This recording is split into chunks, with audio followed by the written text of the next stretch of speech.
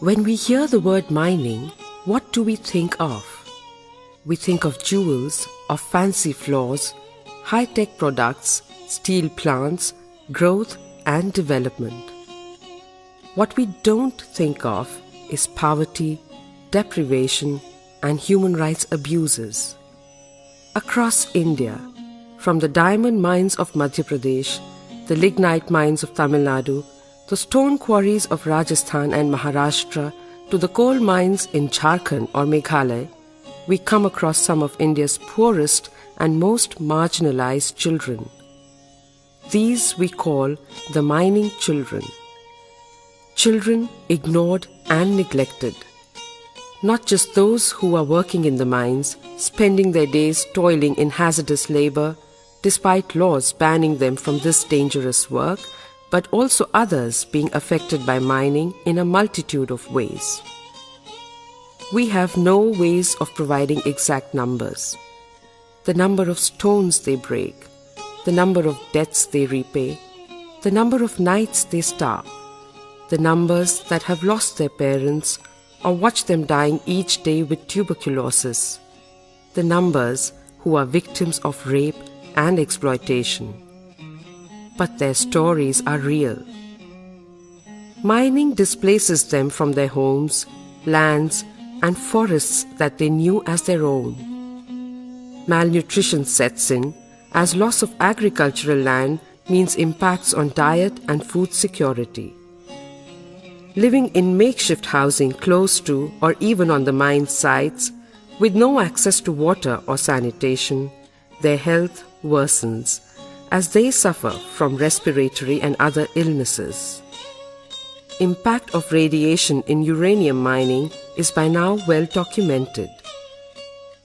Malaria levels are high in mining areas across the country, with stagnant water providing the perfect breeding ground for mosquitoes.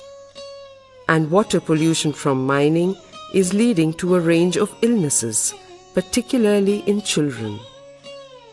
Being children of miners is not easy, as their parents succumb to TB, silicosis, and mining accidents from their years of toiling in dusty mines. Children are forced to drop out of school and follow their parents into this work. If mining brings development, why is it that those directly affected have no access to it? Leaky roofs, schools without teachers. After 5 years at school, many children remain illiterate, while their counterparts in the mining colonies for the officials march ahead. Scheduled areas are being thrown open to multinationals for private mining, violating the Constitution of India. Communities are thus being deprived of their livelihood, forced to migrate and lead unprotected and insecure existence. The paradox lies in the fact that neither the mining industry nor the mining administration is legally responsible for protection of their rights. The Mines Ministry's fundamental job is to mine. And so the vicious cycle of poverty, indebtedness, and ill health continues, with children forced to follow in their parents' footsteps, leading dangerous and miserable adult lives at a young and vulnerable age. Is this what we want India's development to look like? A lot depends on political will, public accountability, and bureaucratic transparency. A lot also depends on a nation's conscience. Let us not forget, whilst we enjoy the benefits, the fancy floors, the pretty jewelry, unlimited power supplies, these mining communities and their children are paying a hefty price.